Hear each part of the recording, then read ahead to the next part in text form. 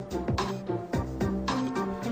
everyone. You may remember that a couple of weeks ago it was revealed that Sharia courts are now operating here in Britain with the full backing of the law, even though they discriminate against women as a matter of course.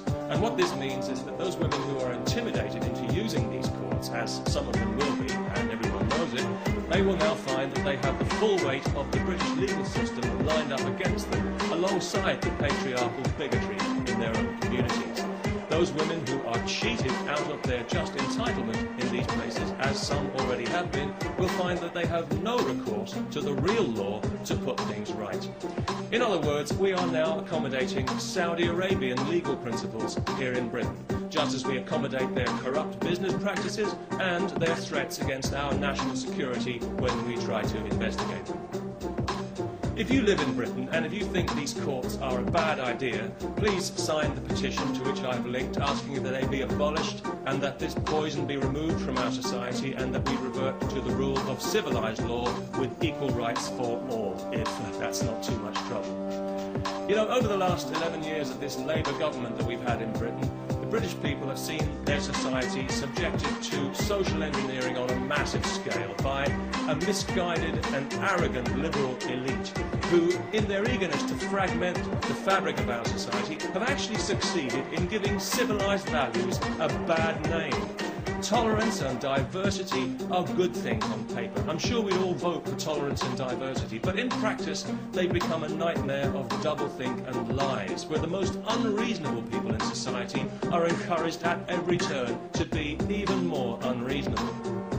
A case in point, just this week, some idiot from Saudi Arabia is being allowed to sue a supermarket because he was required to handle alcohol as part of his job, despite being told this when he took the job, and despite the fact that thousands of Muslims in Britain handle alcohol every day when they sell it in their corner shops to people like me.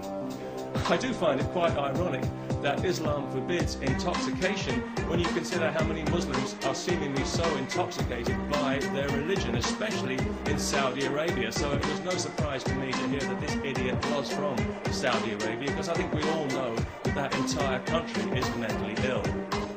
The Saudis would have us believe that theirs is the purest form of Islam.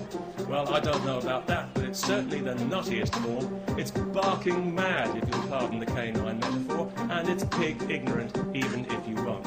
It's got to be just about the nastiest belief system on this faith-obsessed planet, and it's a cowardly one as well, enforced by cowardly men who are afraid of women and whose only language is ultimately violence. They're absolutely pathetic, and history is already laughing at them. If the term human rights means anything in this world, then one day the Saudis will pay out as much in compensation for their abuse of women as the Catholic Church has for its abuse of children. And I'll certainly drink to that. Because I was out earlier today, coincidentally, buying some beer. Not because I enjoy beer particularly, but because I know it offends Islam. Although it didn't seem to bother the Muslim shopkeeper I bought it from, maybe he was just being polite. Anyway, as I was leaving the shop with my beer, two women happened to walk past wearing burqas. Nothing too unusual about that, not anymore, not in London anyway, and nobody really paid it much attention, apart from one small child who I overheard describing them to her mother as letterbox ladies, which I thought was actually quite inventive and rather charming. But of course it was also deeply offensive, so we had the child put to death. No, not really. But it was lucky that neither of the women actually heard the offensive and insulting remark, because obviously each of them had her head encased in a cloth sack. So that was good, because it meant that the police didn't have to be called, no human rights people needed to get involved, and nobody required any financial compensation for hurt feelings, which I thought made a very clever change indeed.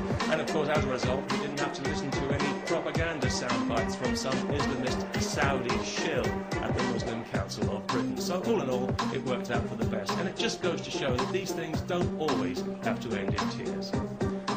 Peace, especially to everyone who remembers to sign the petition.